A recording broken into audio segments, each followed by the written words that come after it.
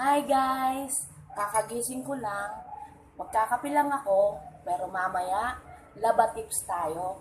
Tuturo ko sa inyo kung paano paputiin ang mga naninilaw na damit.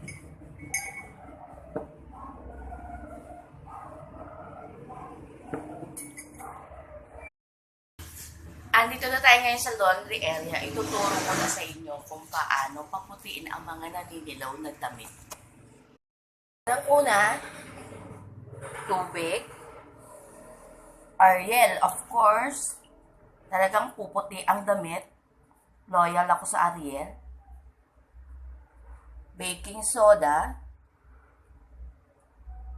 At suka. Yes, suka. Buhos natin ang Ariel. Baking soda. Suka. Paikutin natin.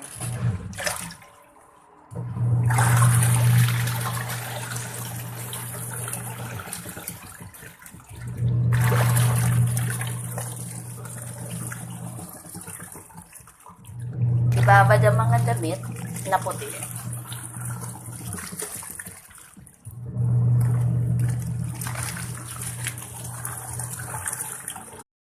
Isa pa nga palang laba tips. Alam ko problema to ng mga mommies. Usually kasi mga nabibili natin na mga uniform ng bata, t-shirt or santo, mabilis siya manilaw. Based sa experience ko, itong brand na to, matagal siyang manilaw. Siguro aabutin ng 6 to 8 months. Mapaganda pa rin ang puti niya. Ayan, napaikot na natin. Ibabad natin siya within an hour. Or if you want na mas maganda ang resulta, pwede siyang magdamag. Usually, sa gabi ko to ginagawa. Pero dahil madilim dito sa laundry, ginawa ko ngayong umaga para makita nyo ang demo.